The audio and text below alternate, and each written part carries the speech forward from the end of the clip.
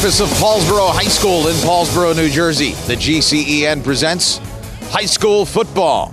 Today, it's the Paulsboro Red Raiders hosting the Schalick Cougars in round one of the Group 1 playoffs. Hello again, everyone. Rob Christ along with my partner Mike Shute. A beautiful fall afternoon here at Paulsboro. Two Group 1 rivals here. Schalick facing Paulsboro, a pair of 7-1 teams. Each team setting their sights on championship football. Should be a good one today. Let's talk about the respective teams. First, let's talk a little bit about the visiting Cougars. This is a program that really had a rough year last year, beset by injury after injury. They've come back, and they've come back in a big way. Oh, yeah, they've roared back, Rob. They started last year 0-7. This year won their first 6 games before a quick stumble, then picking up a win. So 7-1 are the Cougars coming in here today to this tradition-laden place here in Paulsboro in the number 7 seed here in South Jersey Group 1. When we take a look at the Cougars, this is a team that boasts a lot of individual talent. Coach Seth Brown really likes the number of playmakers he has on his team. They're led by a fine running back in Tyree Snipe. Yeah, Snipe averaging over 100 yards per game this year, 104 to be exact, 124 carries, 832 yards. He's also reached the end zone 11 times rushing the football. Doesn't really get involved in the passing game too much, so he's kind of, I'm not going to say one-dimensional, but you might be able to, maybe they split him out once in a while today and mix it up and show a different look. Last night, of course, we had the Delsea Crusaders game, and one of the things I mentioned on the air is that at Delsea, tradition never graduates. Well, that's certainly the case here at Paulsboro. Maybe one of the most storied programs in the entire state of New Jersey. This is a team that just expects to win each and every day. This year's no different. Well, they call Green Bay Titletown, USA, Rob. And in South Jersey, I think it's kind of the equivalent here in Paulsboro. Hardworking, small town. Kids come out here, play hard. Of course, Glenn Howard's been at it now for about 30 years, over 270 victories. So certainly Paulsboro, tradition rich. They won their 12th sectional title back in 2014. Didn't quite reach those lofty heights this year, but certainly eye on the prize again this year. Of course, you can't be a great program without great players. They have so many once again on this Paulsboro team. This year, we're going to talk a little bit about their quarterback, Kyle Jones. Yeah, the senior, connecting on 55% of his passes. He's thrown for 975 yards. He's thrown it into the end zone 13 times for touchdowns, a long of 65 yards. But he can also run the football, and that's a key here. And that's what Coach Seth Brown told us before we came out here to talk to you, is that we got to keep containment on number 1. We want to keep him in the pocket. We don't want him to get on the move, get him outside the pocket, making big plays. That's how it happens, and you don't want that to happen. In Group 1, Pennsville's become the bully recently. Both of these teams have an opportunity to bounce back and go forward. Title hopes for each of them. One thing when I think about high school football in South Jersey, it's a home game here at Paulsboro. It just oozes tradition. Beautiful day, not a cloud in the sky. We're going to have a great one for you today. Stick around. We'll have the kickoff for you in just a moment.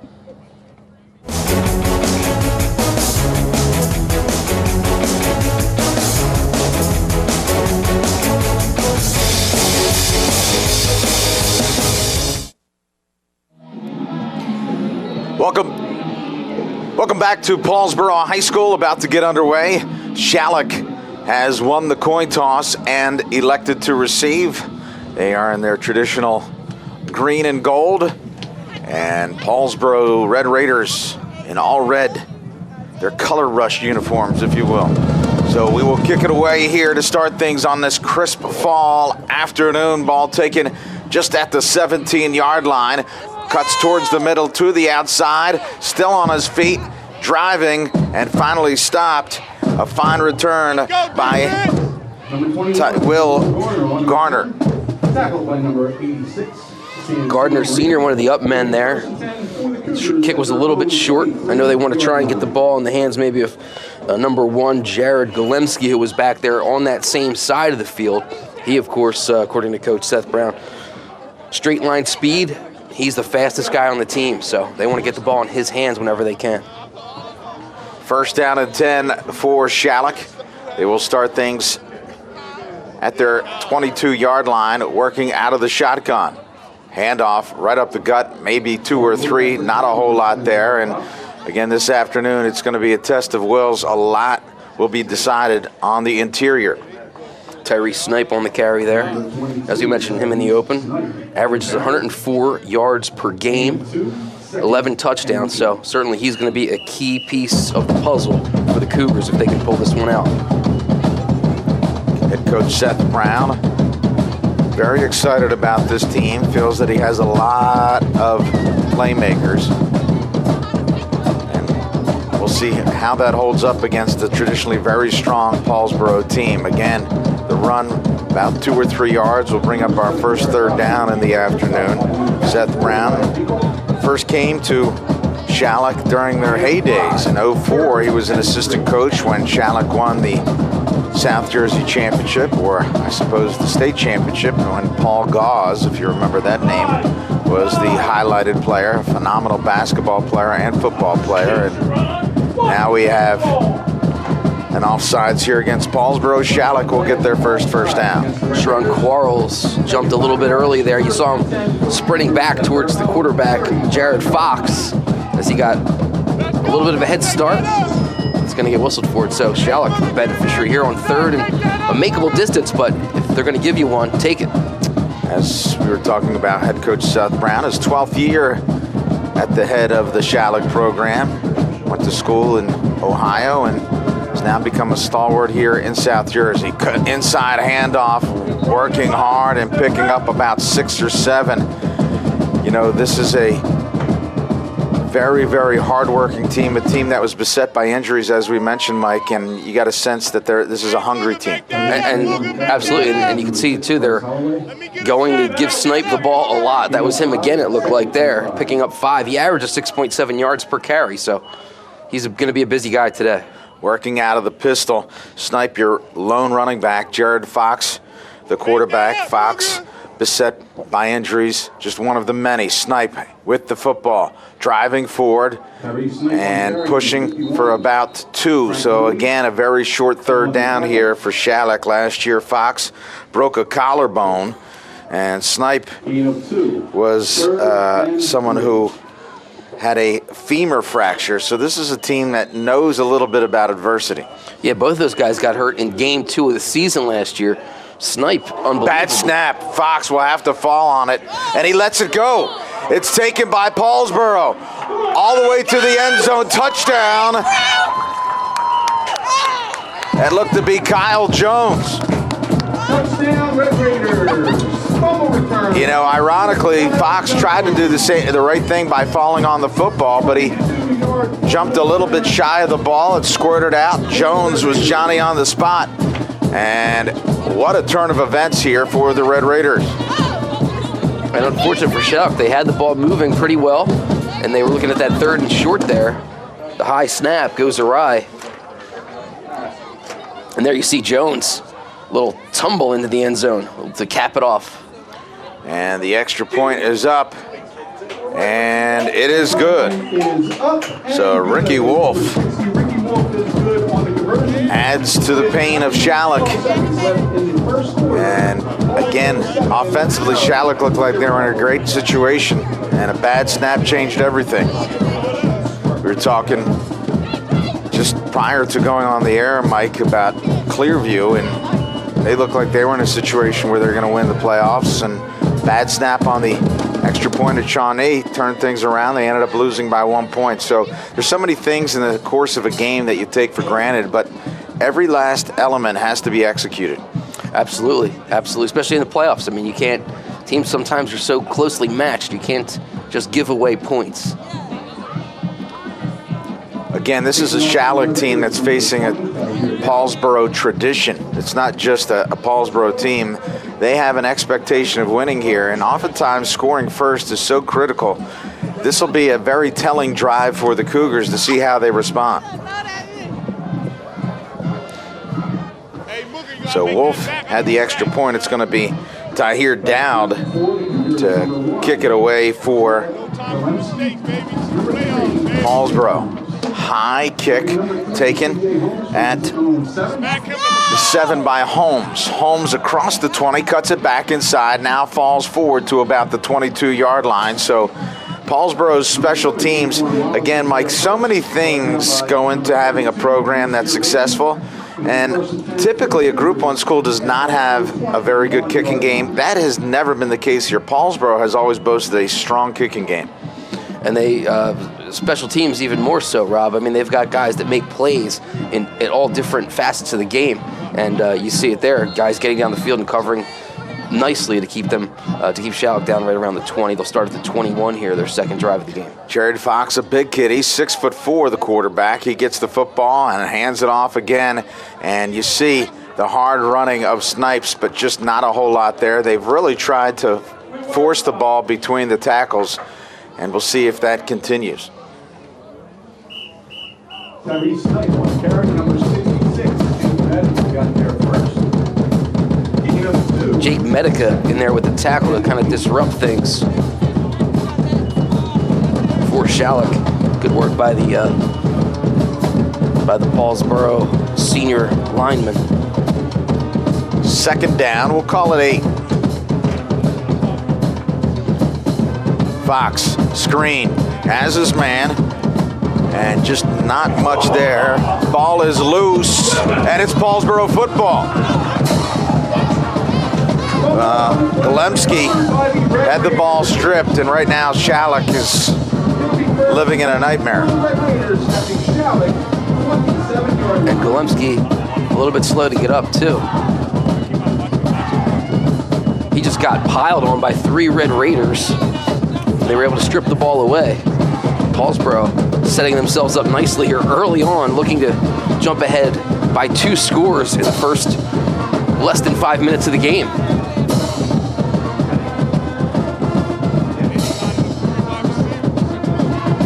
Working out of the shotgun, Jones with trips left.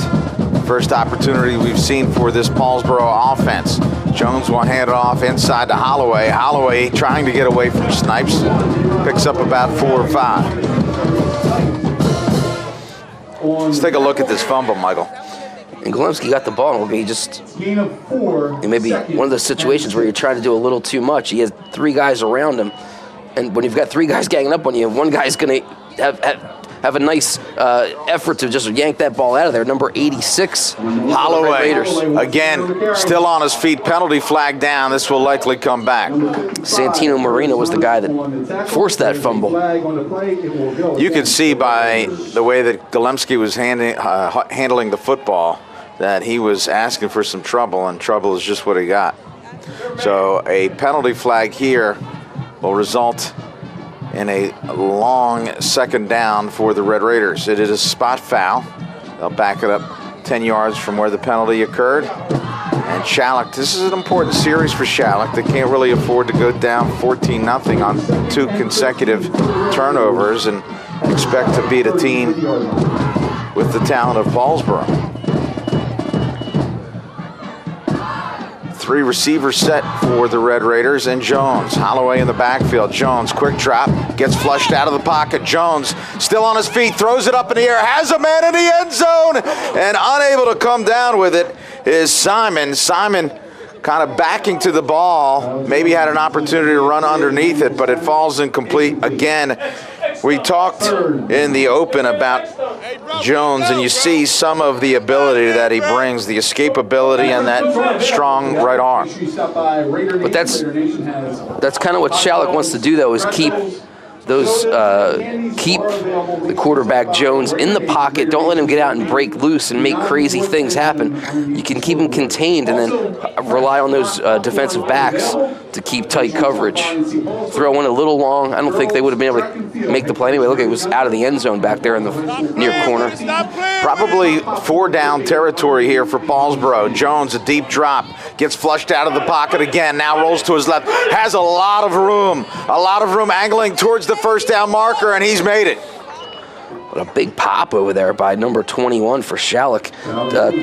Tywell Gardner, the senior, came up from the defensive back spot. A little bit late to get there in terms of cutting off the first down, but certainly sent a little message to Kyle Jones. Well, again, that has to be disheartening. Schalick was in a tremendous opportunity to stop Paulsboro, and they continue this march here. Now inside the 15-yard line. First down and 10 Raiders. 3 receivers set for Jones. He'll hand it off. It's going to be Holloway. Holloway off tackle, angling. Holloway in.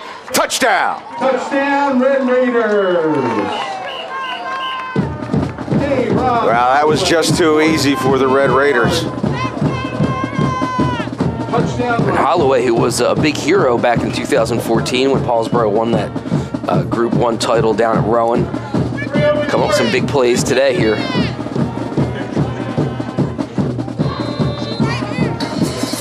$14 to nothing, or I should say 13 to nothing, and coming on will be Wolf once again. Kick is up, and the kick is good. So, Extra point is up and good. under 7 minutes remaining in this first quarter, and Paulsboro has really shocked the Cougars. We got another look at the touchdown here. And watch Holloway just find some room out to the left side and burst his speed to get around the corner. And like you said, pretty easy, Rob. Well, interestingly, and speaking with Seth Brown before the game, he said we really have to contain the quarterback and not allow him to scramble.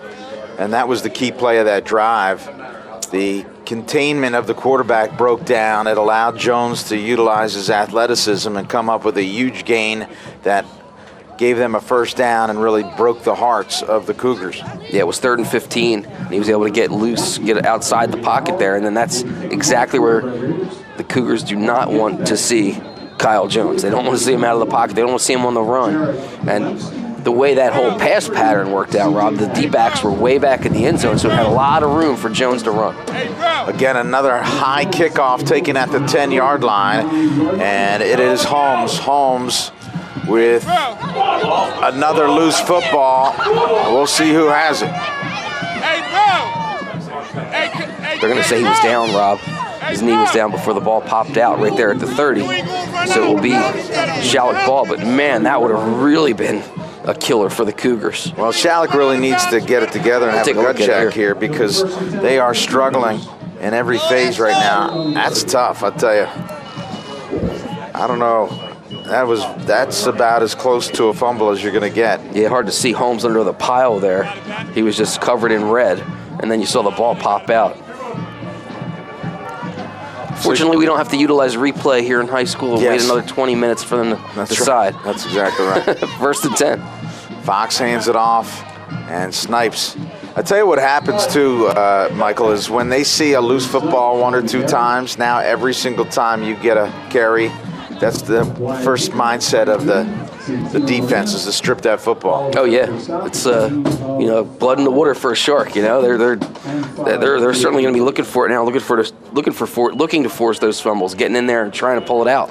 Schalick was feeling good, riding high coming into this week, a 7-1 record, a big win over Gloucester Catholic, a field goal that essentially came with no time remaining, and they felt good about their chances here. And we're still early in this football game. They certainly have an opportunity.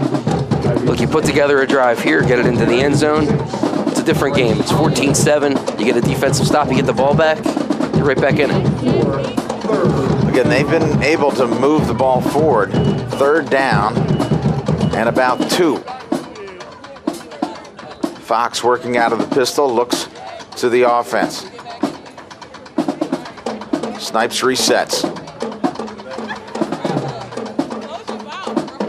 Handoff Snipe. Snipe dances, and they gave him a good spot on the far side. On the near side, not as much. I think either way you slice it, it's going to be short by about a foot or 2. It was interesting because the far official was coming and had it spotted just past the 40. The near official, who frankly had a better look, had it just inside the 40. So Schalick is going to roll the dice here early, and I think this is the right call by Seth Brown. This is an opportunity to make a statement that I believe in my troops, and we're going to push forward. And Fox is going to line up under center. He's certainly a big enough kid that could take it on with sneak. 4th down and Snipe. I tell you, tremendous penetration by that Paulsboro team, but Snipe able to elude 1 or 2 men and falls forward for the first down. We're up getting a couple out of that too. So 1st and 10 at about the 42 here for Schalick, and that's going to be a confidence booster for sure.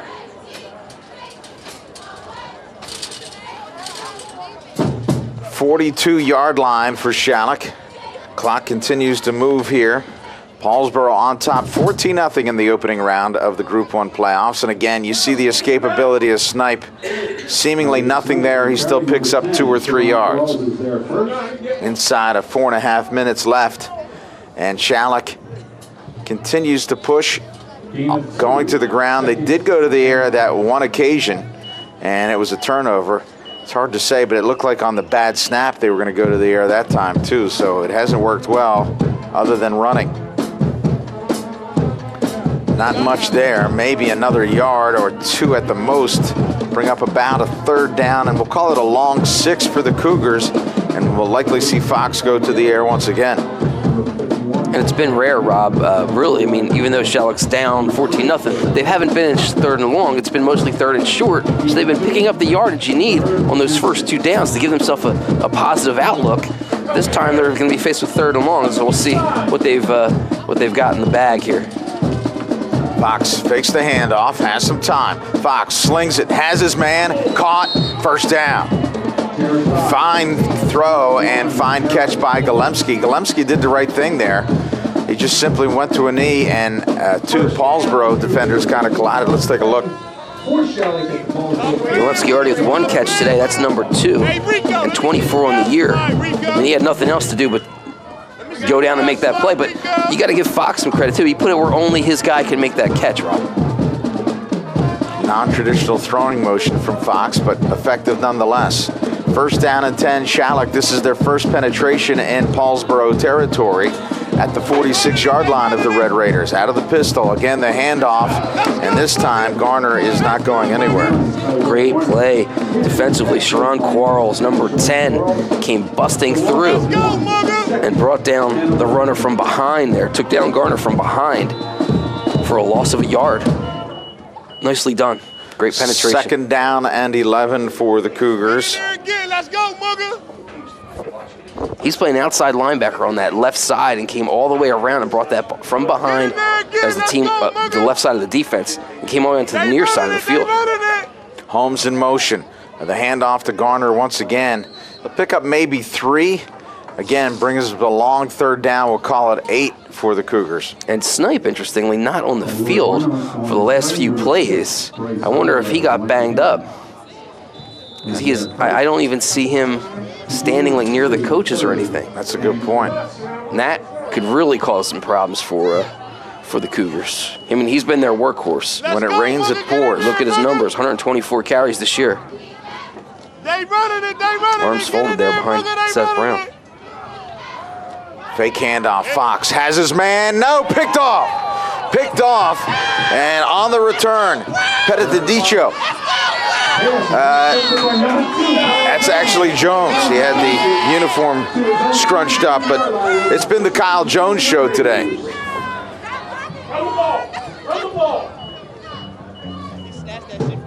Kyle Jones just sniffed that out. He was kind of lingering there. You didn't see him, and you, Rob, even called it. He has his man, and he does. And then watch Kyle Jones, zip, just kind of goes back there and makes the play like an outfielder going back to the wall. Was able to track back and make that play. Great work by Jones. You got to believe that one of the Schalick receivers blew a pattern there, because they literally had 2 men within 3 or 4 yards of one another, and that's obviously a problem because Jones was not covering the intended receiver. And as a result of the bunched receivers, it results in the Jones interception. And once again, 3 turnovers here just in the first quarter, and Schalick is in trouble. Holloway runs forward. A big pickup, we'll call it 7. 2nd down and a long 3.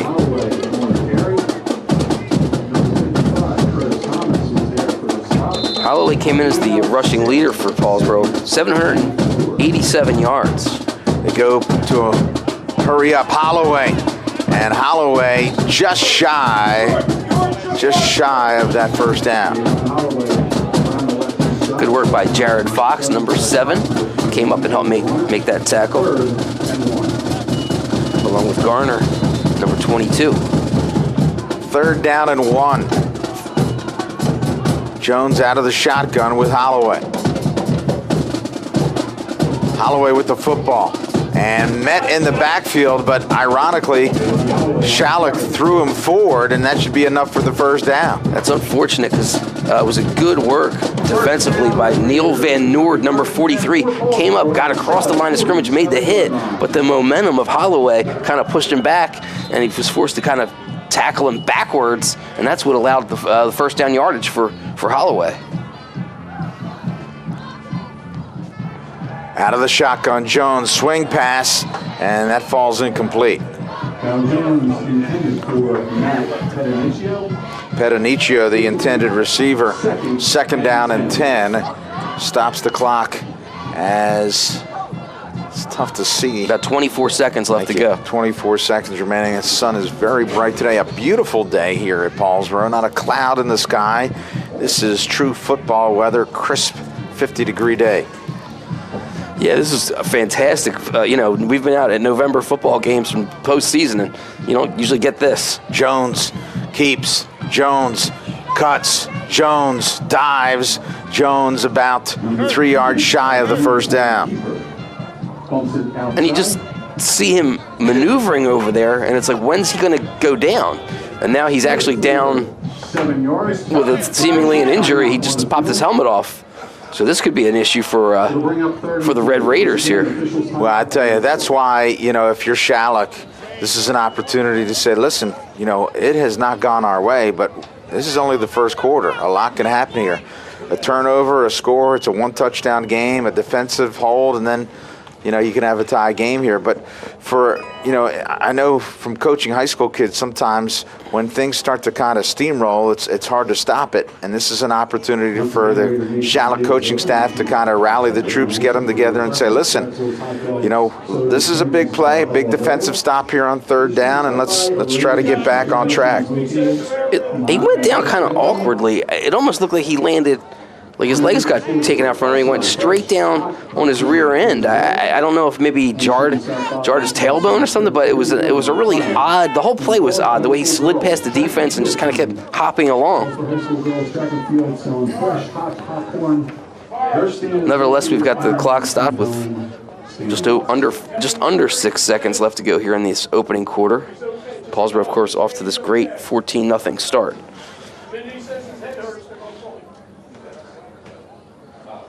So this certainly would change the complexion of the football game. So, Michael, again, the winner of this game goes on to play Pennsville. Pennsville is a team that has started to really become a Group 1 power under the tutelage of Ryan Wood. He's done a tremendous job. Of course, he's also led that program, or that school, I should say, to a state baseball championship. So I've always said that if you can coach one sport, you can coach any, and he has certainly illustrated that.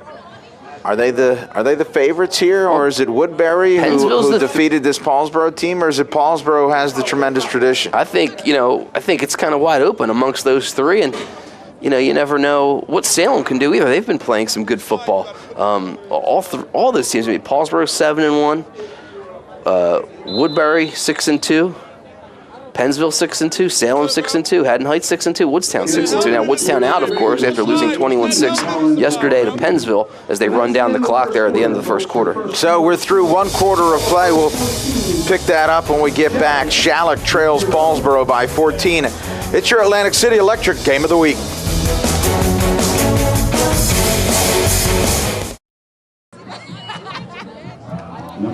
Welcome back. We start the fourth quarter with Holloway running the football, and he looks to have the first down. So you mentioned that this was going to be a critical stop for Cougars. They were unable to pause this Red Raiders attack. And now new quarterback in the game for Paulsboro. It's going to be Colin McCarthy, the junior, who has appeared in 5 games.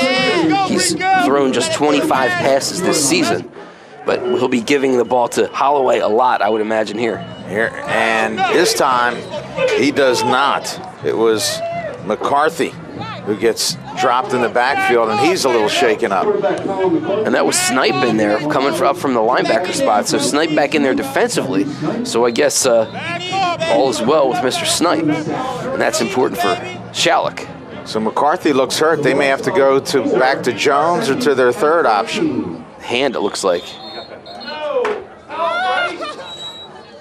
Kyle Jones is still getting some work on the side here. The trainer is busy working on Kyle Jones, and poor Colin McCarthy's out there unbeknownst to the trainer, now he's going to head out and help out. It's they're busy. Now we might see Kyle Jones come back out. He's at least going towards the field. And Jones looks to be, as you mentioned, ready to get back in the game. So McCarthy with only a pair of plays, and he's shaking up. Just getting back to what we were talking about in terms of Group 1. Again, a lot of good football games on tap in this first round. And Woodbury and Pennsgrove, I mean, even though Woodbury's the top seed, usually 1-8, tremendous disparity. Pennsgrove can win that football game. Pennsgrove 4-4. I'm not sure that they're the Pennsgrove we're used to seeing, though. No, but they've played some quality football all year. Yeah. We'll see about that one down in Broad Street today in Woodbury. Another place that's rich in tradition. Beautiful facility there. The stadium there at Woodbury is phenomenal. One of my favorites to go to there. I think the two best places to see a football game in terms of the facilities. I love Woodbury and Cherokee in the bowl there. Yeah, you can't go wrong with Cherokee. But you know what? I love coming here too because I love this whole backdrop. I love the factories. I love the smoke billowing out of all these different smokestacks out there in the pipes. It's just, this place is great. What's great about it just kind of speaks to, it's almost like on a subliminal level, just that, hey, you know what, work hard, work hard, work hard. And that's certainly been the makeup of this Paulsboro team. And again, you talk about the tradition here at Paulsboro, a wrestling program that has been phenomenal over the years. So school celebrating its 100th year too, Rob, here in Paulsboro this year. Did not know that. Yeah, 1916. Do you remember that year? I'm old, but I'm not that old. So Holloway dropped for a loss, third down now, and we've seen they've had third down and long previously. And it looks as though Schalick is kind of scrambling in some pass rushers. Jones is going to have to hustle to get this play off in time. Leon Jackson, a sophomore, number 52, just came in on the defensive line for Schalick. We'll see what he can do coming up the middle against the Paulsboro center. I don't know how much time you get in between plays here today. This has been a century. Jones back to pass. Has a man wide open and unable to come away with it is Simon. Simon, the leading receiver on this team with 18 catches this year for 366 yards, an average of 20.3 per catch. Couldn't quite get to that one, and now Paulsboro will be looks like they'll be bringing on the punter. Well, I don't think Simon's looking in the sun at that play. It looked like it was a very catchable ball. Obviously a lot easier from up here. Let's take a look. Here's the toss from Jones. Yeah, just a little bit out of the reach, maybe. Just look back over your shoulder. That's all you got. So that'll bring up the fourth down for Paulsboro. They will punt it away, and Schalick back to receive it. They are lined up at the 10-yard line. So Schalick will have a long field unless they can come away with a quality return here. Short wobbly punt. This will roll forward, picked up by the returner and cut down. So Schalick will start at about their 17-yard line, 1st and 10. The first defensive stop for the Cougars, and obviously, you know, with Jones and McCarthy being shaken up, that assisted them. Right now, Schalick's just looking for anything to boost their confidence. I thought maybe Holmes on that punt return might have been a little bit of had an opportunity to make an electric play there because the punt, a couple of the coverage guys were already past him, so he was able to kick it on that bounce. But then somebody else popped in and was able to make the tackle. But Holmes is a guy on this Schalick team. It's his first year playing high school football, Rob. He played midgets but hasn't played for a couple years. He's an awesome basketball player for the Cougars down there. They got him out on the football team. He's been making plays. Leads the team. Sorry, Rob, go ahead. Yeah. Handoff to Snipe. Picks up about 3. Actually, excuse me, that was Garner. Holmes leads the team in receptions with 25. And that kind of came on the heels of another player, junior Kason Barrett, number 16. He broke a finger on his hand, obviously. So where else would your finger be? But he's wearing a cast today, so he's primarily playing defense.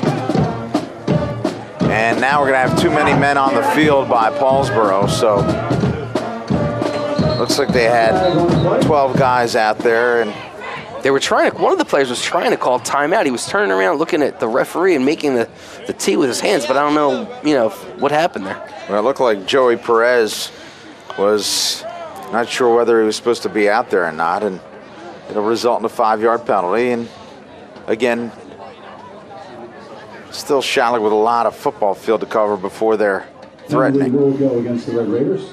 Somebody check on it.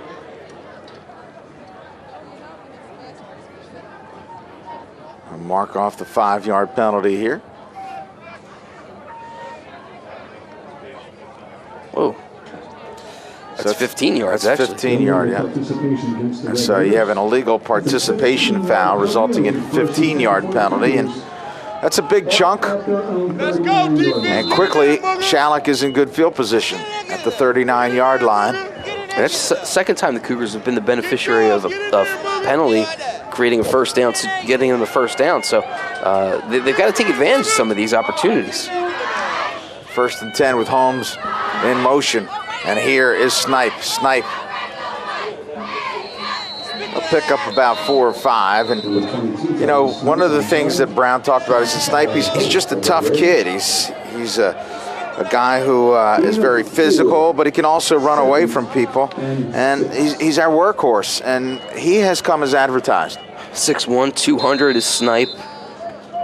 And anybody that's averaging over 100 yards a game, you can't say anything but good things about him, and he's got to be getting it done for them.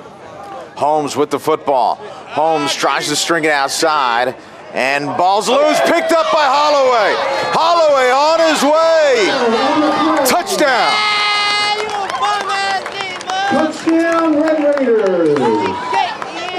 I'll tell you what, the Coach Brown for Schalick, Rob, told us before the game, he wants to stop.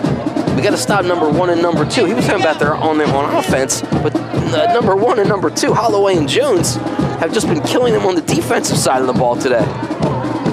Amazing.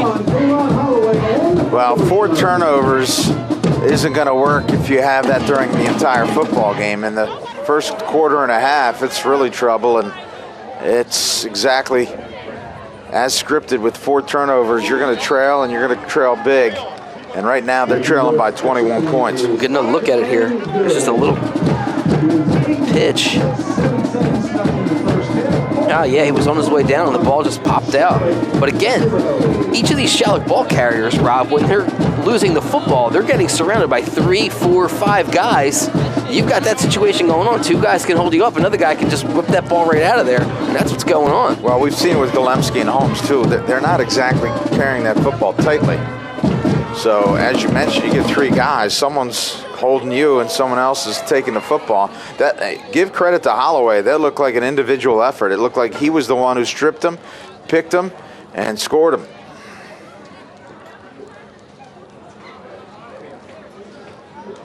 (21-0) Paulsboro. Schalick came into this game with such optimism, and right now it is bleak. Yeah, the Cougars started the season with 6 straight wins. They hammered Wildwood, hammered Riverside, shut out Pittman, shut out Gloucester. Won in overtime over Deptford, then a 31-16 win at Clayton, which was big because Clayton had a great year last year. And then losing at Woodstown, and then an emotional win last week with a late field goal. They win 23-21, so they thought they kind of had things going back in the right direction.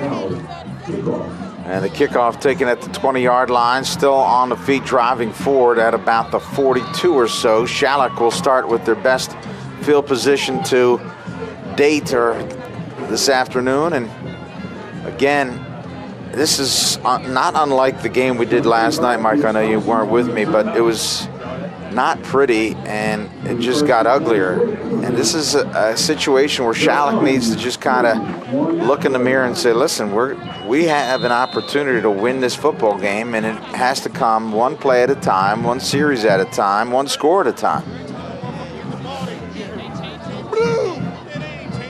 Holmes in motion. The handoff at Snipe. Snipe drives forward and picks up 2 or 3. And Schalick's just flat out, Paulsboro's just flat out winning the battles in the trenches. They're filling holes, and Snipe's not really getting a lot of room to maneuver. sometimes, Rob, it's just, you look out there and you think, when it's all going bad like it is for Schalick, you look across the way and you're like, do they have only 11 guys there? Do they have 12, 13 guys? Sometimes it just feels like that, Yeah. Well, right now they've been their own worst enemy. It's the 4 turnovers that have killed them. Fox fakes the handoff. Fox back to pass. Throws to the short man. It's Holmes. Holmes tries to cut it back inside. Dives forward to about midfield, and that'll bring up a very makeable 3rd down. It'll be third and about 3 here. Michael, probably 4 down territory again. Oh, yeah. You've got to claw your way back into the football game. Yeah. But that's a play right there where they open up the field a little bit. They got some space for their that time it was Holmes to make something happen. Snipe. And Snipe pushes forward. He'll have enough for the 1st down. Again, very impressed with this young man. He's done a tremendous job. Paulsboro's had tremendous penetration throughout the afternoon. He's showed that elusiveness that Coach Seth Brown talked about, that quickness, and also just that second effort has really paid dividends thus far.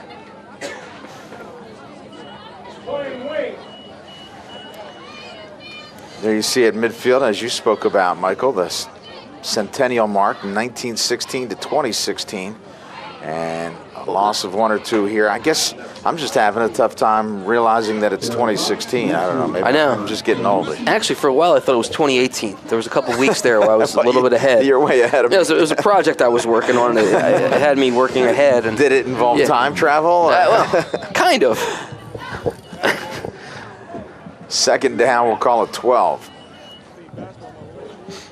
We've been very fortunate over the years. I've been working with Stan Ritter and this crew for about 20 years. I believe this is my 20th year doing high school football, and we've had so many great games here at Paulsboro. The handoff to Snipe.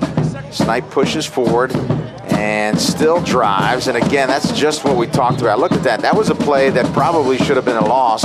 Believe it or not, he's going to pick up about 5 or 6 yards, maybe 8. Yeah, Wyatt Hinkle, number 54, got in there and had Snipe right around the ankles, right at the line of scrimmage, right at about the 47, 46-yard line, right in between there. And look, he was going nowhere, and he just kept hopping with that 1 foot while Hinkle held the other foot, and he would not be stopped, and did it again to pick up the extra couple yards. Fox, deep drop. Fox flushed out of the pocket, has his man to the sideline, and he is pounded. He bounces right back up, comes away with the reception. That was a fine play as Kason Barrett comes away with the reception. And if you get a close look at Barrett as he runs off, he's got that cast on that right hand. So you got a guy making a catch like that with basically one hand. Take a look at it here. Fox on the run, getting pursuit from behind, flings it out. Nice work. Give Fox credit finding his outlet, and give Barrett credit for holding on to that football. Big lick laid out, and as you mentioned, Barrett really working with one hand essentially. Fox now with pressure, rolls against the grain. Fox looking, and he's going to be stopped. And another turnover. Ball is stripped away. Even though that was 4th down. Chris Cade, number 10. Oh, pardon me. Sharon Quarles, number 10 for Paulsboro, comes up, makes the hit, the strip, recovers the fumble. Paulsboro back in business yet again. So officially the 5th turnover of the afternoon. That's a situation where Fox is better suited just to even throw it into traffic, because at the very least it may work as a punt. Yeah, or even fired out of bounds. So you're outside the pocket at that point, so you're not going to get called for intentional grounding. Just chuck it. 1st down and 10, Paulsboro, and they're going to look to continue to add to this 21-point lead. It is Jones at quarterback. Hands it to Holloway. Holloway with a big head of steam. Holloway through the secondary. Holloway down the sideline, stiff arm, and finally taken out of bounds. Holmes pushes him out of bounds at about the 20. Pickup of about 26. Actually, been put it at the 25. So 1st and 10, nevertheless, for Paulsboro here. They're trying to keep it moving here. I don't know if you noticed that Holloway switched hands as he was running with the football. Again, we saw, conversely, Schalick just forfeiting the football repeatedly. Holloway on top of proper technique there, wisely done by Holloway, cognizant of the fact that it's a turnover that's probably going to get Schalick back in this football game. And that's something you expect to see when you come here, Rob, when you come to Paulsboro. You expect to see guys doing the little things. That's why, Glenn Howard's got 12 sectional championships under his belt. Holloway bounces off a tackle, cuts it back inside, loses the football, and Schalick comes away with their first turnover. And Holloway's hurt after that pop from Noah Gilchrist. Gilchrist, number 9, came in and absolutely blasted Deron Holloway, kind of from about 45-degree angle behind him, so he didn't really see it, and he came in and popped it, knocked the ball loose, and went rolling towards the end zone. Now, are they going to say it's a touchback, or are they going to give Schalick the ball back at the 1? Back at the 1. So with 3:18 left to go, Schalick gets its first opportunity here to capitalize on a turnover, but you couldn't get a worse turnover than that, back at the 1. Well, I think Schalick pleased to have the turnover, but you're right. It's going to have to be 99-yard drive for Schalick to come back. With 3 minutes left, they're probably going to need every last second here, and I think Schalick is probably just hopeful to have a first down and maybe run out the clock. Fox hands it, and again, not much there. Second down.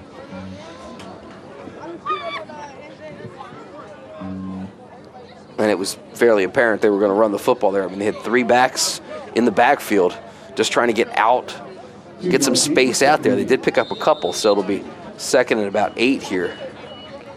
You're down 21-0. It's a good situation where you call a play-action pass and just, if you trust your quarterback to make the right decision, if he's covered, then you just throw it away.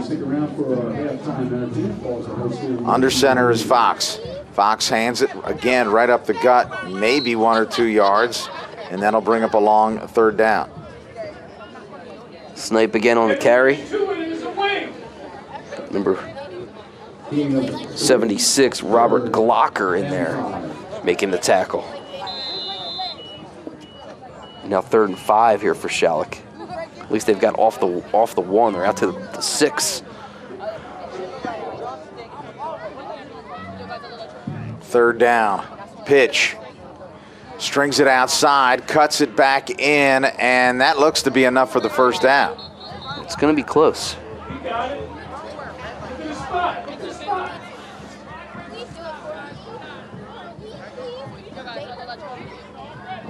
It's hard to tell from the angle we're on. It's close. He's going. He's stopping the clock now to give a measurement. It took him a while to. It looked like initially when the first official was going to spot the ball, it looked like he was past the first down marker and he kind of cut back a little bit. But again, it's going to be very close here. And this is a critical first down for Schalick because otherwise they'll be forced to punt it away.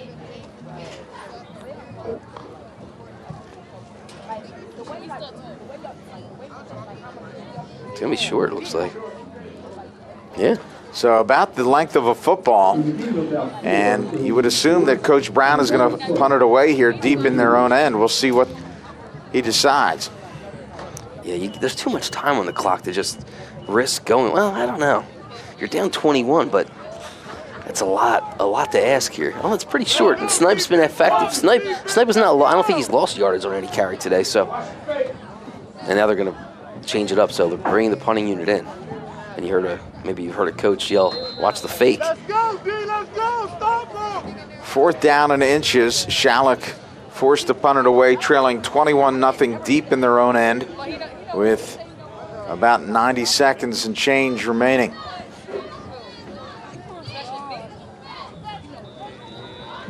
And it looks like Paulsboro is going to try to block this kick. They have no one back to receive the punt. So someone calls timeout. Did not get an official indication as to who called the timeout. It looked like it may have been Schalick. They probably saw that they were going to try to block this punt, and Coach Brown says, listen, we can't afford to give up another score here. With the clock running, though, as it was, wouldn't you let it run the length of the play clock you don't want to leave Paulsboro with a lot of time. That's right. You know? But you also want to make sure everybody's on the same page here on this play. This is crucial for, I mean, if something happens here, something goes awry, and Paulsboro gets an easy score off a mistake you make, snapping the ball, or miss a block, 28-0's a lot different than 21-0. Listen, I'll put it even more bluntly. If that happens, this game is over. But if not, then hey, you still have an opportunity to win a football game. So now Paulsboro will have a returner in DeAndre Blue Ali. Look at this setup here. Schalick's got guys split out all over the place. Only 2 linemen. 3 guys back in front of the punter. High snap and able to come down with it. A low line drive, and that will roll to about the 33-yard line. So a punt of about 22 yards. And Paulsboro with excellent field position here on what will likely be the last drive of this first half. And they got plenty of time. And I believe the Red Raiders have all 3 of their timeouts, if I'm not mistaken. So certainly can make something happen here and, again, go up 4 scores.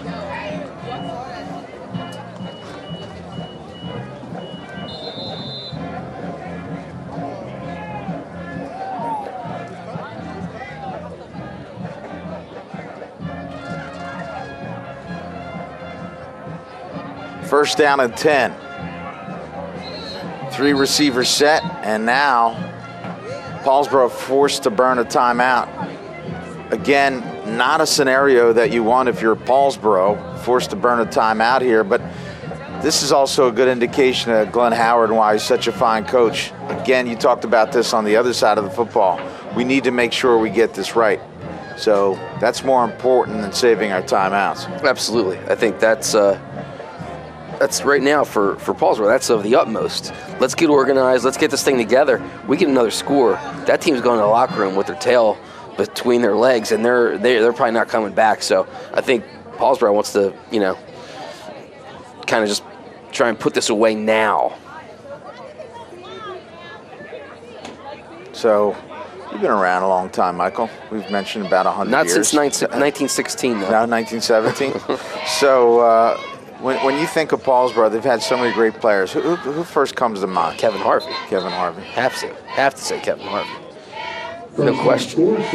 Kevin Harvey was probably the most dynamic high school football I've seen, but I tell you what, the Leary kid from Timber Creek may be the best quarterback I've seen. He's just a phenomenal talent, so it's always fun to watch new talent evolve.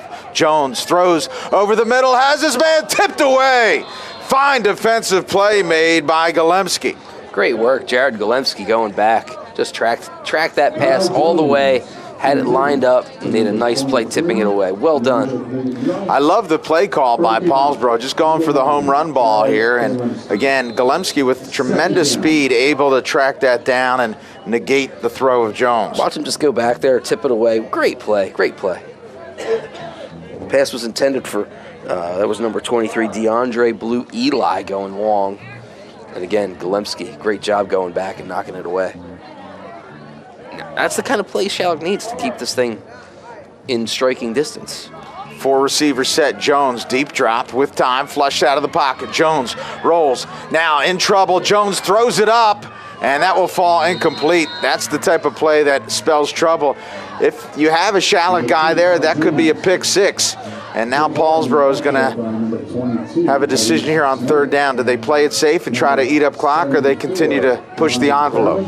Ryan Fairman, number 74, was in pursuit, created the trouble for Jones, and then coming up was Tyree Snipe from the linebacker spot, got that hit that didn't allow Jones to follow through on the throw and left it just wobbling in the air, but nobody there to bring it down. That's Paulsboro's receivers were way down the field and they were all covered, so there was nobody kind of lingering in between. That's where Snipe would have been, but he came up to make that hit. Twins split both left and right in the 4 receiver set for Jones. Jones again with time, throws, has his man underneath. It's Holloway. Holloway has one man to beat, cuts it back inside. Holloway showing that escapability. Holloway angling towards the end zone, and Holloway creating a huge gain seemingly out of nothing. Just great individual effort there. Deron Holloway, unbelievable. 5'7", 160. Watch him just make things happen here on the replay. Look at this. It's kind of a really nothing play. It's a short little toss, but one quick move, two quick moves, now some speed, some strength, and he's getting 20-some yards. I mean, that's something else for Deron Holloway. So timeout called by Schalick. The clock was moving, but again, they had a player that was hurt, and they had to kind of get things under control. 40 seconds remaining in this second half, and we mentioned before, I think 28 points is probably an insurmountable lead. We'll see whether or not Schalick can keep them out. And, you know, Schalick started off the game moving the ball pretty well. It's just, you know, shooting themselves in the foot with the turnovers, but they were able to pick up 5 yards of play, 6 yards of play, and getting first downs, and also getting themselves in third and short situations. So, you know, the challenge wasn't that great, but, you know, when you turn the ball over, you certainly don't help your situation any.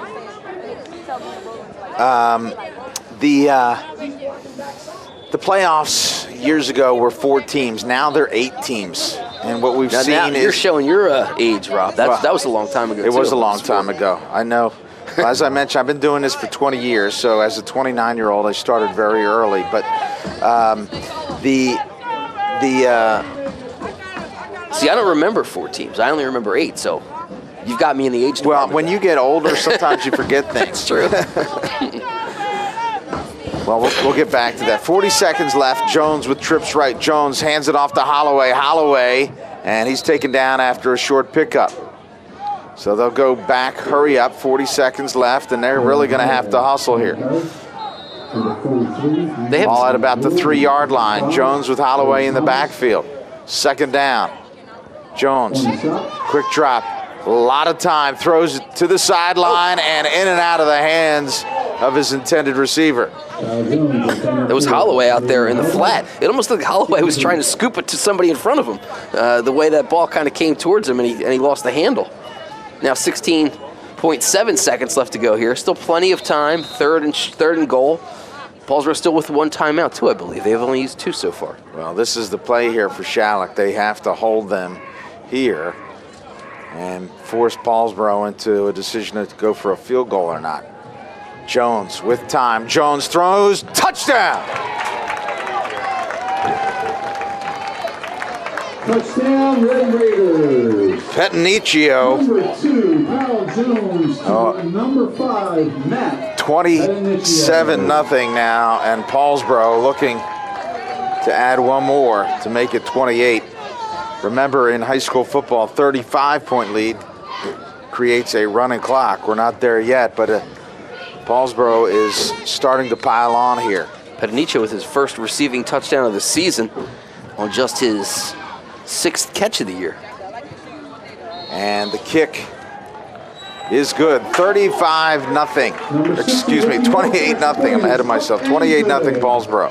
9 seconds left in the first. Now, you were talking about how old you are and Right. 4 playoff teams and all that back in the before lights were on fields. Exactly. So we saw yesterday in the game that a running clock resulted, but we talked about the NJSIA is now talking about expanding the field to 12 teams. No, you can't do that. And we've already seen a watered-down product as it is.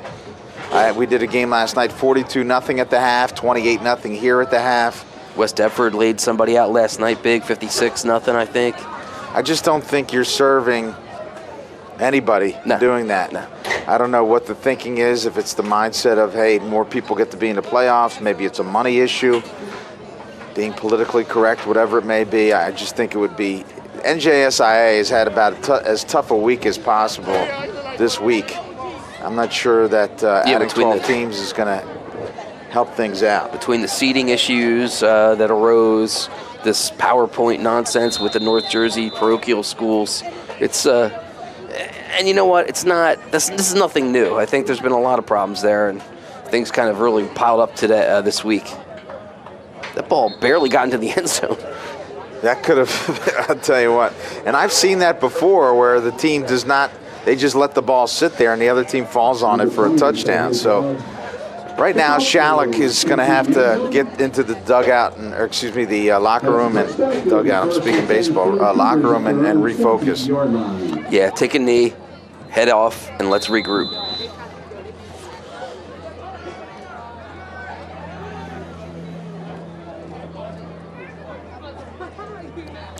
Yeah, but 12-team playoff, Rob, there's no way. That just, I mean, look at I've got the Group 1 PowerPoint standings in front of me. 1, 2, 3, 4. I mean, you're talking about teams that are 2-6 getting into the playoffs. I mean, teams that are 2-6 are getting into the playoffs now, but, you can't have that with 12 teams. It would be ludicrous. Yeah, absolutely.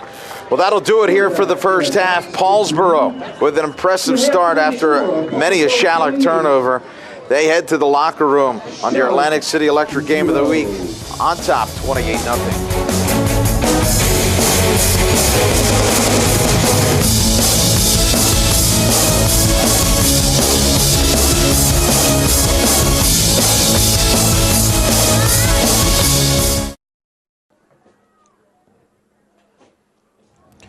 Welcome back to Paulsboro High School. We start the second half, and to quote Led Zeppelin, the song remains the same. Not a good start here for Schalick.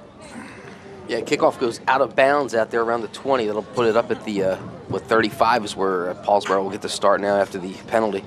But not a bad idea. Nobody was over there, Rob. I mean, that side of the field was wide open. The ball just kind of trickled out of bounds, but there was nobody there, and honestly, Schalick could have maybe recovered that thing. Now, I've said that 28-point lead is seemingly insurmountable against this Paulsboro team. Of course, it can be done, but this first drive will be very telling. Absolutely. First down and 10. Jones will hand it off, and maybe 3 yards. Holloway has certainly been a big part of the story today. Jones and Holloway.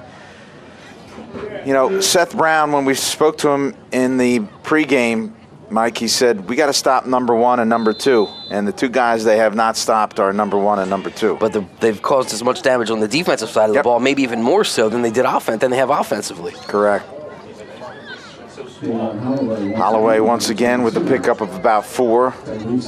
Short third down here for the Red Raiders. And the thing you notice about Holloway, obviously the one thing when he's gotten loose in the open field is his speed and quickness and ability to get by guys. But you see him hit these holes too here. That last play, a great example. He just needs a small crack, and he's able to slither through there and pick up a couple yards. It's not like he needs a big hole to make something happen. Jones with the draw. First down. Again, though, not a lot of room there. And Holloway just kind of ducks through there and makes his own little space. That's all he needs, a little crack, and he's picking up 4 and 5 yards. Business-like drive here for Paulsboro to start the second half. First down and 10. Continuing to push forward and eat up clock, just as the doctor ordered if you're a Red Raiders fan. 3 receiver set and a handoff. This time it is not Holloway. It is Tyree Dowd. Number 71, Dylan Dowd. Dowd, just a sophomore, 6'1", 185 pounds, and Paulsboro just seems to always replenish that talent. And we haven't seen much of him today, but he averages 7.6 yards a carry. Once again, it's Holloway. He'll string it outside, cuts it back in. Holloway across the 45, and finally brought down at about the 42. Close to a first down. Looks like he might be just a tick short, but another big gain on first down. Number 6, Joe Hernandez. On the tackle, gain of about 6, 3rd and 1. 3rd down and 1 now for the Red Raiders. Jones was banged up a little earlier in the first half, but he's back in the game, and they've picked up right where they left off. Again, the handoff. Dowd with so much space. Dowd into the secondary, on his way. Touchdown. 3rd touchdown of the year for Dowd. 43 yards, number 20. Tahir Dowd. Only a couple of carries here in this ball game, but making an impact here in the second half is Tahir Dowd. About 44 yards on the touchdown run. They'll attempt the point after. If it goes to 35, then we have a running clock.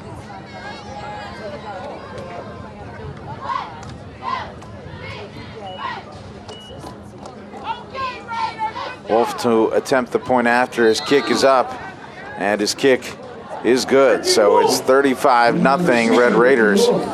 You know, if you're the Schalick Cougars coaching staff or the players, you're just so disappointed because you've had a great run, a 7-1 season, and to come out flat today and just kind of have all these self-inflicted wounds, it's very disappointing.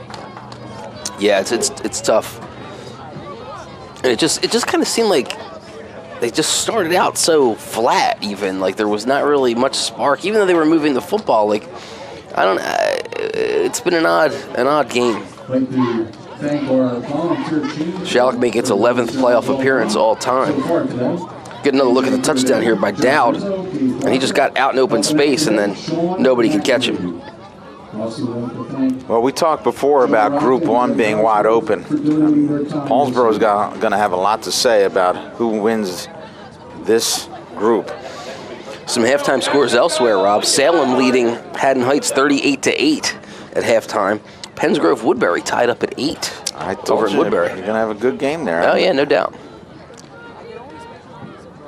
So the kickoff taken by Schalick and driven out of bounds. And again, running clock here in this second half with the 35-point edge.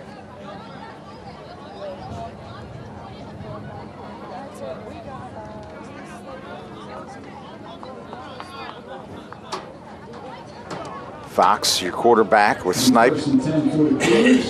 And Schalick will look to mount some positives here to start the second half offensively.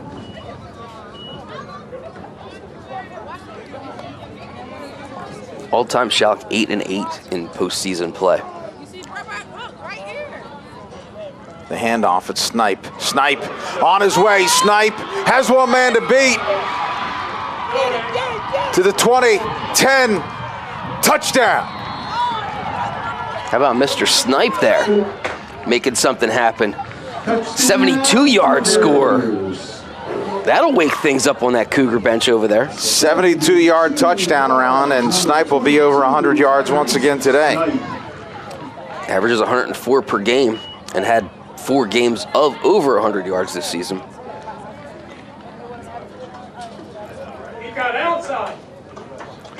Well, Snipe did a good job. He got outside, one man with tried to trip him up, able to get over him, and he was off to the races.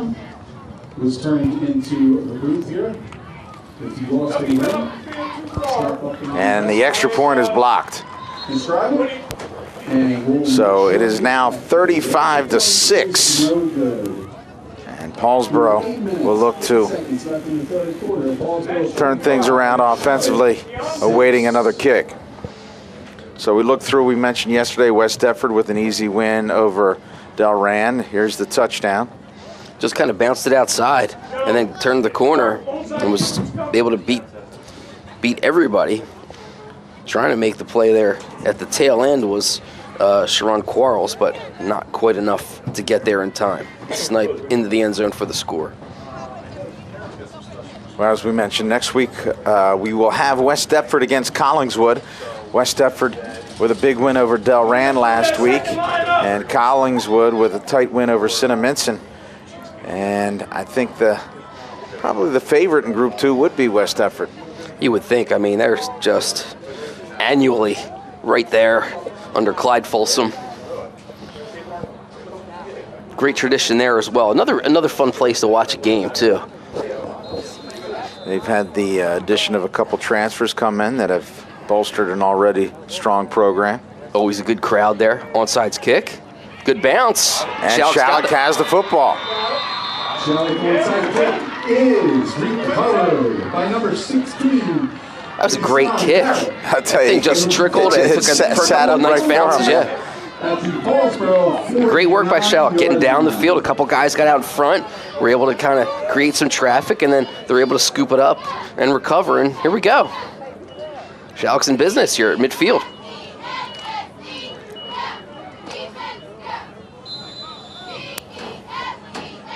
First and 10.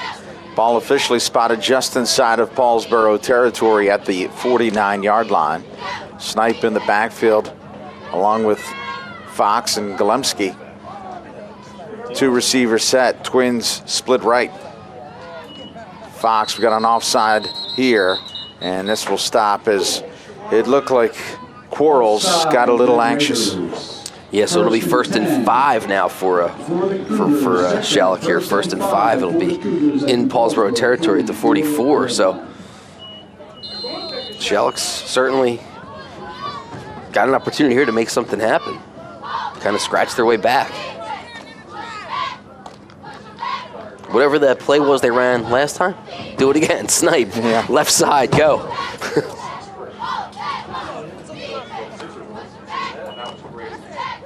Snipe drives forward, bent backwards, very close to a first down. I think they're going to say he's got it. Yeah, they're moving the chain, so first down. So Schalick has a little something going here, Rob. They've got some positive mojo going here, and they're 1st and 10 in Paulsboro territory.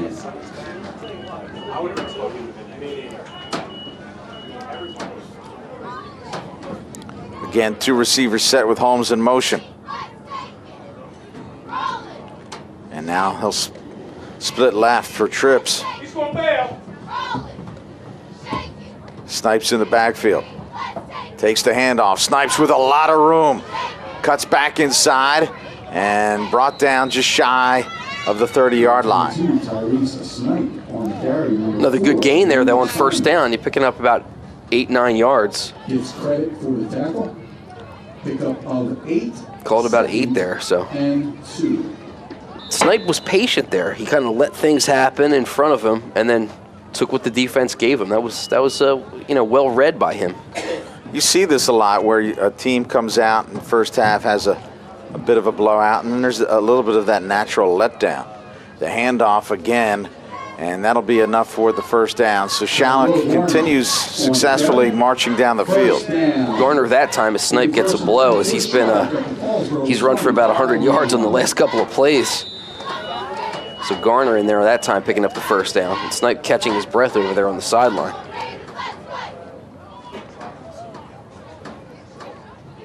First and 10 at the 25-yard line of Paulsboro.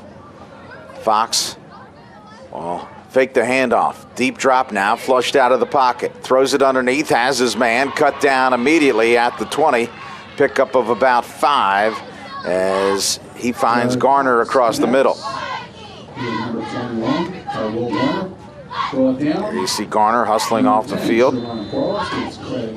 We've seen that Schalick certainly has some weapons, but it's been the defensive efforts and maybe a little bit of the sloppiness of Schalick that has stopped the Cougars throughout. Holmes in motion. I'm waiting for one of these times for him to actually snap it to Holmes. Every time he runs by, he jumps up like he's getting it. It hasn't happened yet, but maybe one of these times. He's going to throw here, though. Little razzle-dazzle looking for Fox. Picked off. Picked off. It's Holloway. Hollow angles across midfield. Can he beat one man? Cuts it back. Now steps out of bounds. And Holmes, who has tremendous speed, able to force Holloway back inside. And again, a little bit of a razzle-dazzle, and sometimes you just kind of outthink yourself. And Holloway, again, has been the story here today. 61-yard interception return, though, for Holloway. And we talked about it earlier. Stop one, stop two. They want to stop him on offense, but now it's been the defense of these two guys that's been huge. Throw was just a little bit short. He had him if he got it over there. Left it a little short, and Holloway came across nicely to pick that thing off. And then kind of undecided here, should I blow by him or not? And then ran out of bounds as he looked over to try and see how he can make that move. So Paulsboro with the ball back here. 5:29 left to go here in this third quarter. Handoff, Holloway. And maybe 2 or 3. Jael Hernandez, senior, making the stop there, number 6 for Schalick. Is there, along with Snipe and Second and about 9 for the Red Raiders. Gain of 1, 2nd and 9. Well, we've seen Holloway throughout the day, and the other person who's had tremendous success was via the last touchdown, a tremendous run by Dowd, and we'll see whether they feed him the football a little bit more in the second half. Again, it's Holloway. Holloway will cut it outside, just so much space. Holloway, just kind of like a water bug all over the place, tough to stop. So dangerous every time he touches the football. At the Schalick 15-yard line. Some great work up front, though, by the offensive lineman. Number 50, Darian Moore, a senior. Number 78, Thomas Franks, a junior. Those two guys on the right side have been opening up holes all day for Holloway. Holloway again. Looks, patiently runs, dives, touchdown. And Holloway promptly then decided to go to the left side of the line there. And those guys have been blocking well for him as well. Well, I love how Holloway just kind of hesitated, almost like Le'Veon Bell, just waits and waits, sees a seam and exploits it. He has been very, very impressive all afternoon. Deron Holloway, just a junior.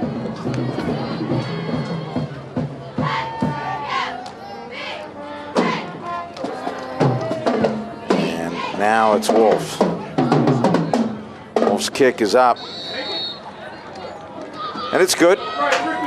Number 16, Ricky Wolf. 42-6 Paulsboro. We'll get back to the running clock now, as we mentioned. 4:13 remaining. How about Ricky Wolf, 6 for 6 today on point after attempts? So we talked a little bit about West Deptford. We'll have them against Collingswood next week. And yesterday, Mike, we did Delsey. Here's the touchdown of Holloway. And just bursting through, great speed, lost his balance, but was able to stay up and dive across the goal line for another score. So impressive. Group 3 Delsey takes on a very tough Burlington Township team next week. Obviously, one of those will advance to the finals. Who do you like in that game? You can never count out Tom Madera, the head coach of Burlington Township. Guy's been around a long time. He was at Holy Cross for a number of years when they had some tremendous success playing in parochial and going up north, playing teams up in the Meadowlands and for championship games. So he's always an X factor. He's a guy that knows. But you've got Delsey on the other side. Of course, the head coach there, Sal Marquez. I mean, that's another great coach in South Jersey lore, a guy that's won for years and years. So that should be a good matchup, at least when you talk about the coaches.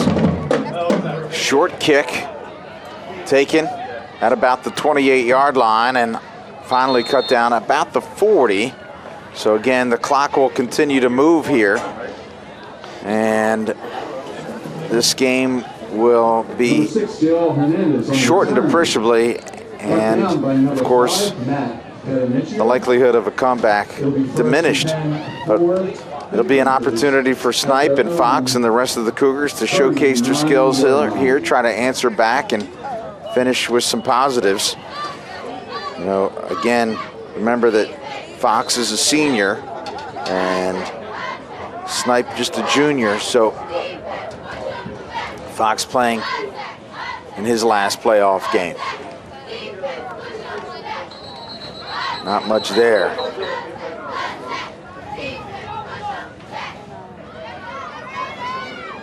Snipe picking up maybe 1. So we go over to Group 4. Going to be a great matchup. You have Shawnee against Timber Creek. We had Shawnee here on the GCEN against Washington Township, as well as Timber Creek. If Timber Creek plays the way that they did the first game of the year, Shawnee's going to have their hands full.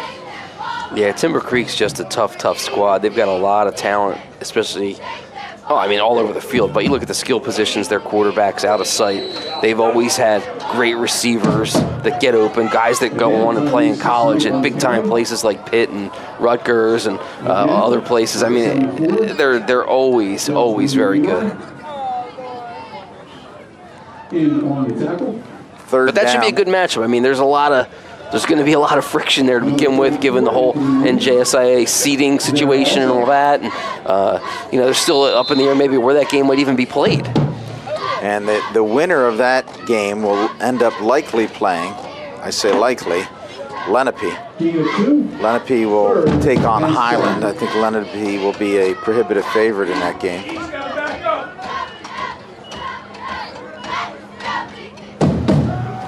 Fox throws underneath, has his man, and Golemski, maybe 2 or 3 yards, will bring up a fourth down. Highland's a great story. I mean, they win a playoff game last night, beating Cherry Hill West after having lost to Cherry Hill West earlier in the season. So they made some adjustments and did what they had to do. They went into Cherry Hill and won that game. That's a great win for Highland, for a Highland team that, frankly, has not had a lot of success over the years. I mean, that's a program that's struggled. Yeah, I mean, Highland, speaking with some of the Highland people going into this week, they weren't entirely sure how they were going to fare against Cherry Hill West, but they've eclipsed their school record for victories. They've had a historic season, and again, don't count them out against Lenape. Another pickoff, another turnover here, and here comes trouble. Angling towards the far side, and this one's going to be taken all the way to the house. Touchdown. DeAndre Blue Eli adds to the pain. And that's officially only going to go down as like about a 45-yard return, but I think he ran close to 100. I mean, he was way on the other side of the field, came all the way to the near side, then angled it up the field for the score. Again, the number of turnovers we've seen today, there's no team that can be successful with the vast number of turnovers. But again, you have to credit this Paulsboro defense. Oh, absolutely. They've been all over the place. They've been doing what they need to do.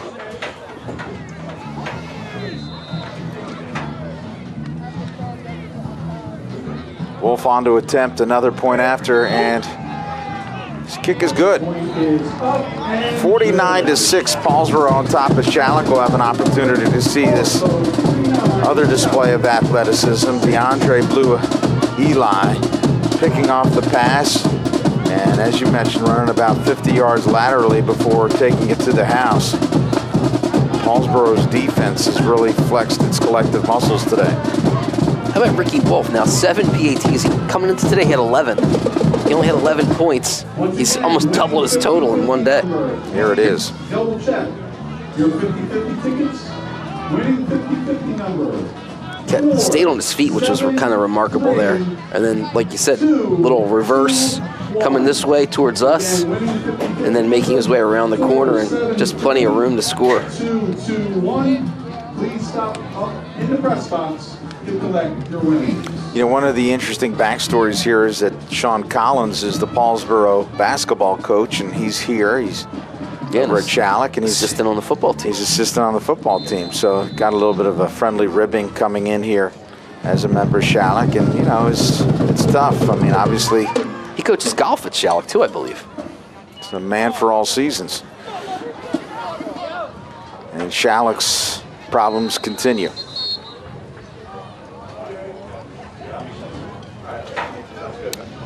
So again, with the running clock here, this will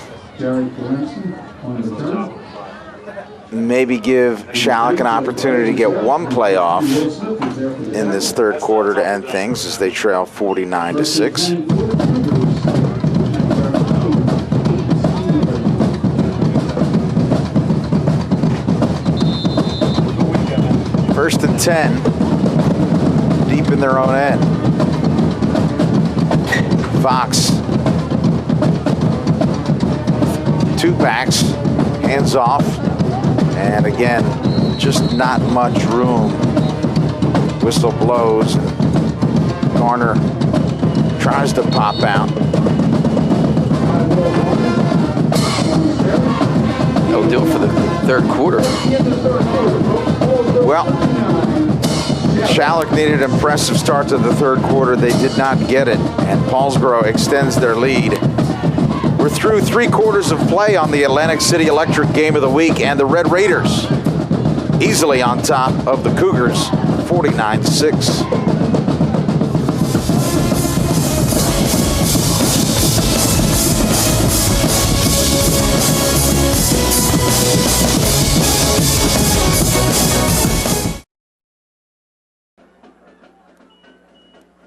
Welcome back to Paulsboro High School. Fourth quarter, we had a few technical difficulties, so we join it in progress. And on second down and long, not much there. So Schalick gets to third down here. And bring up about third down and 7.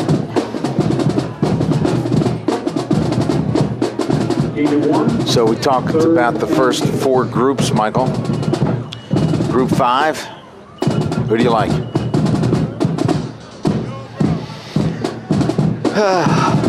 Group 5. Well, you've got to talk about, what you mentioned, Lenape's 4 you mentioned earlier? Yeah. You got Toms River North, locally at Millville. I saw Millville play earlier this year. Millville with a big win over Cherokee yesterday. Yeah, they've got some weapons down there at Millville. This might be their year. We had Millville earlier in the year as well. It was a big win for that program. Vineland had such a great season, and then they just kind of hit St. Augustine and then lost yesterday. 7-3, 2-2-1. So yeah, Millville shocking Cherokee. I think sets the tone for what could happen the rest of the way. I think, and I think you certainly got a good chance to see Millville take it deep into this playoff run.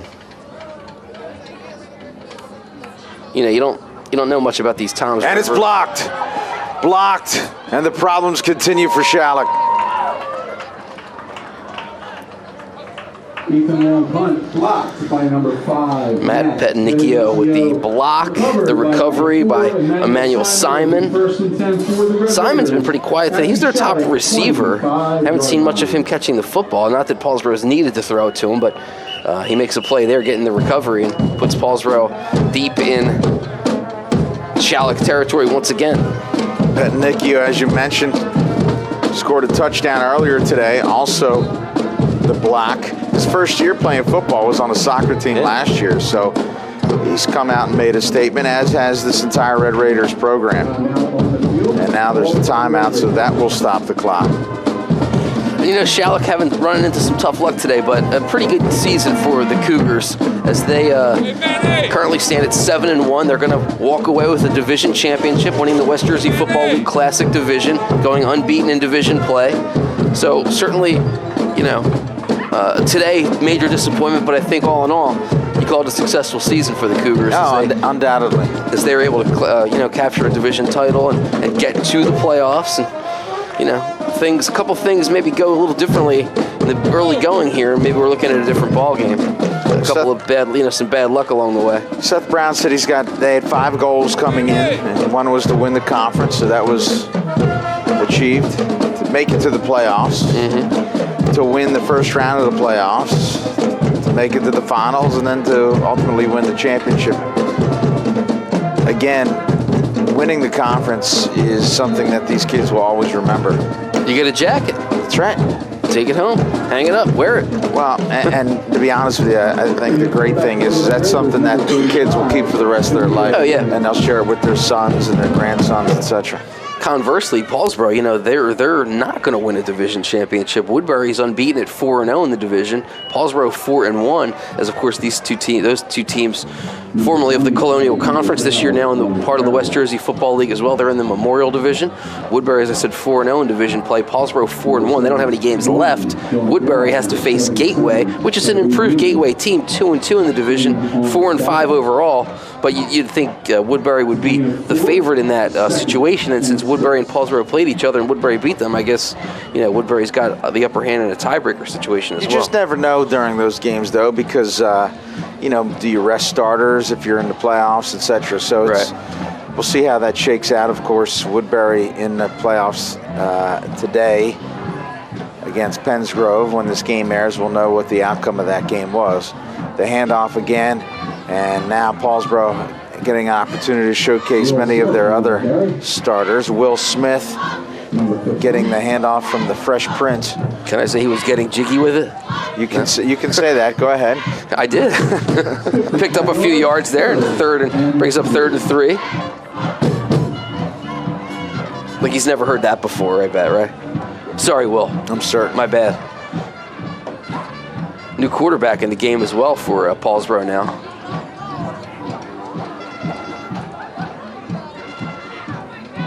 And that'll result in another Paulsboro first down.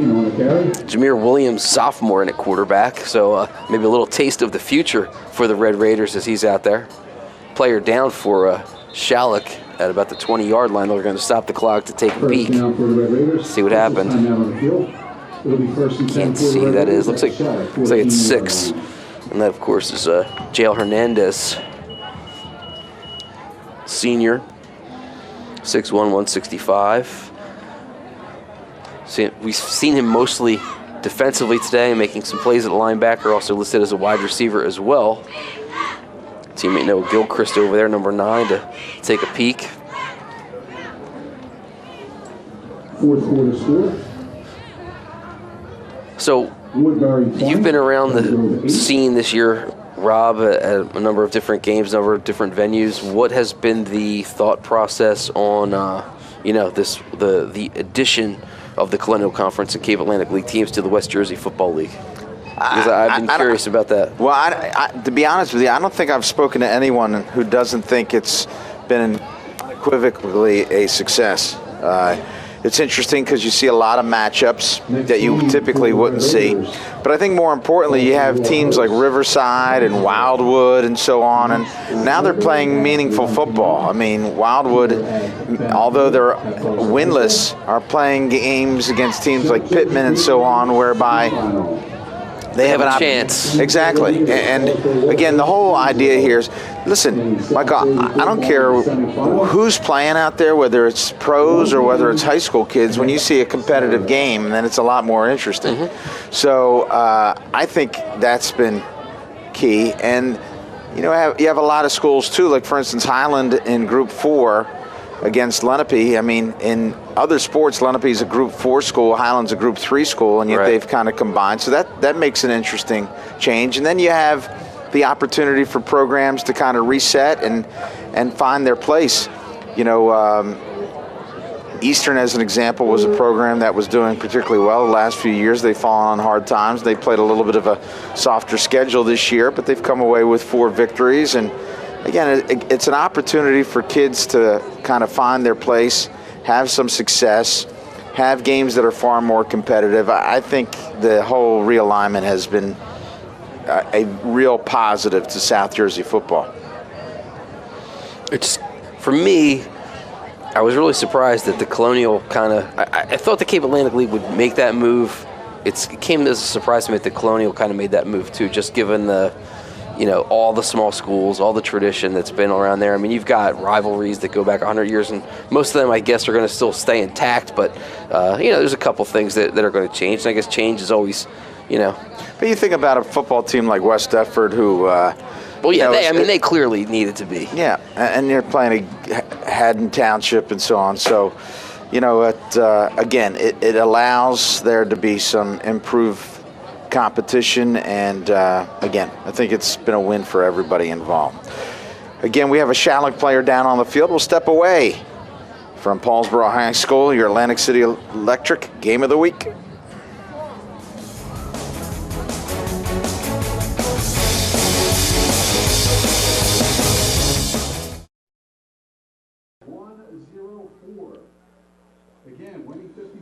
Welcome back to Paulsboro High School. A prolonged delay as Jael Hernandez had to be taken off the field via a stretcher. We certainly hope that he will be all right. We have 6:32 and counting remaining in this fourth quarter.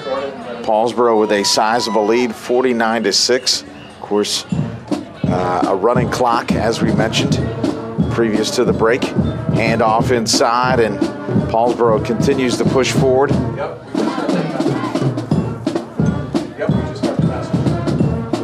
Second down. You know, and that's one of the things when you have football games that get away from you, Michael. Sometimes, you know, everybody starts to lose a little bit of focus, and you have some guys who are going 100%, some guys who aren't. You know, it just seems inevitably that something bad happens, and again, we are hopeful that that won't be the case with Hernandez. Yeah, they put him in the ambulance down there. Gloucester County EMS is down there to the left of your screen, behind the left end zone. So we'll keep our fingers crossed and send good thoughts the way of Jail Hernandez, the senior from Schalick.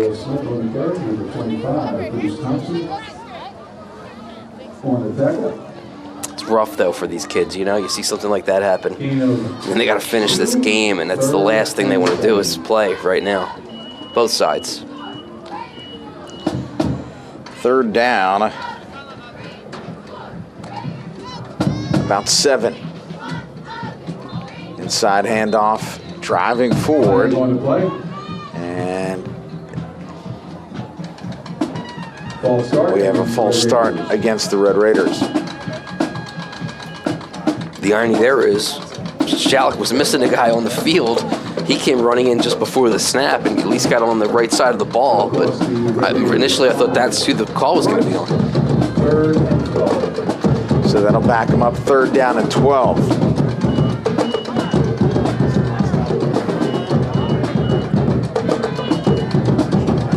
Tries to stretch it outside and drop for another loss. Will Smith loses a couple more. And that'll bring up a fourth down here for the Red Raiders as the clock continues to move as we approach the 4-minute mark.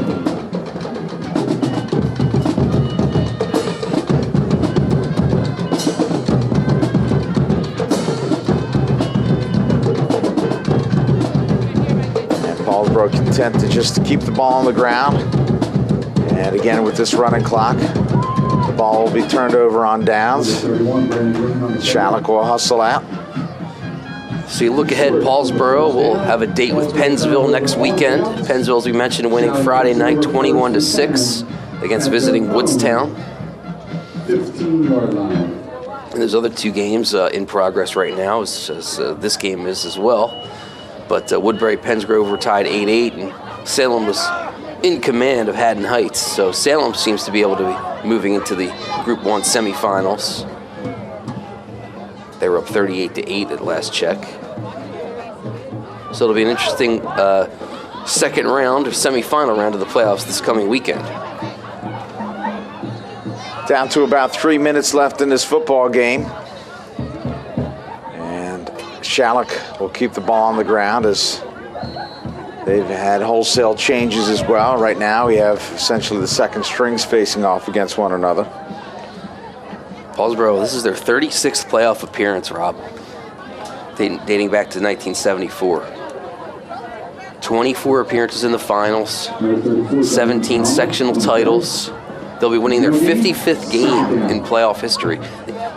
Paulsboro came into the playoffs this year with a .750 winning percentage all-time in the postseason. That's amazing. That is ridiculous. I mean, .750 is impressive during the regular season, let alone in the postseason.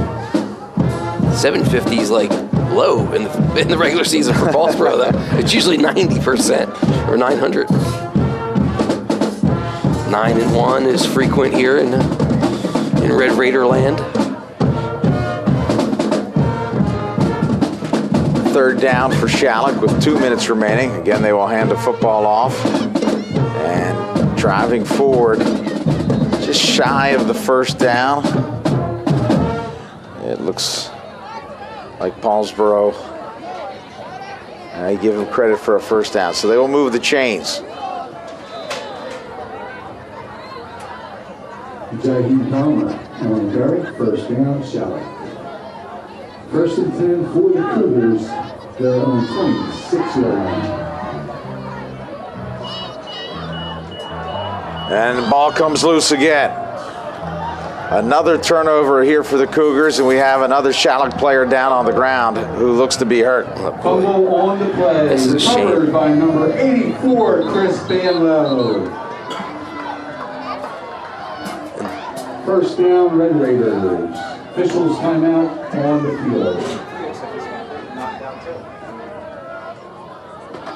The trainers came out quickly from both sides to this player.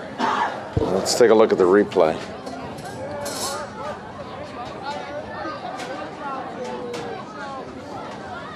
It's kind of like landed wrong, really. Kind of rolled into a player that was standing up. I have not seen him move since the tackle. Man.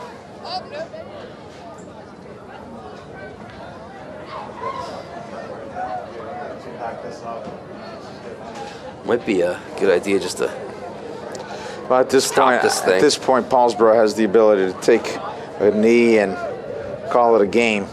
So I don't think we'll have any more issues with injuries. And again, let's hope that this all turns out well. You know, I was concerned because you've got an injured player here. You've got a player who was taken to the ambulance. Fortunately, the ambulance is still here. So there are some medical personnel still available. And they might need, to come back out before they leave. Or maybe make a call and get another vehicle here.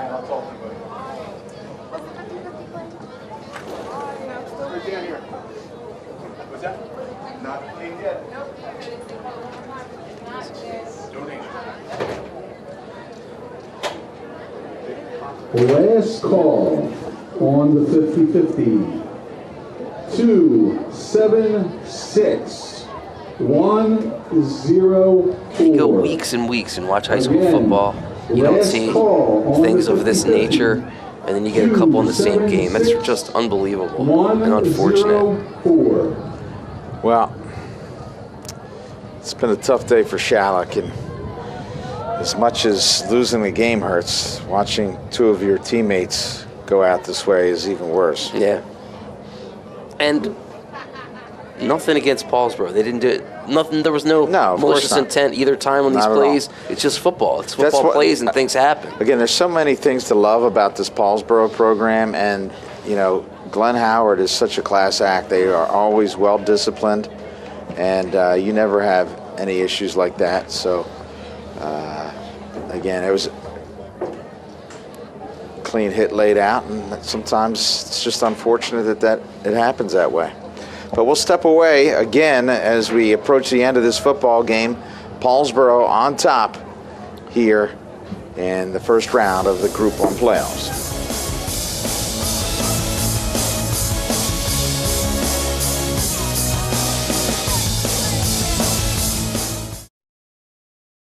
They're just going to take a knee. Welcome back to Paulsboro. So, fortunately, we saw Jaheim Palmer able to walk off on his own volition. So, shaken up on the play, but certainly a much better outcome than what we saw with Hernandez. Palmer just a freshman, so it was good to see him walk off, as you said. Take a seat on the bench over there. He'll get looked at more closely. Yeah, we have the running clock here. And in theory, Paulsboro doesn't even have to run a play. They take a knee. Just the one, probably. I think that should do it.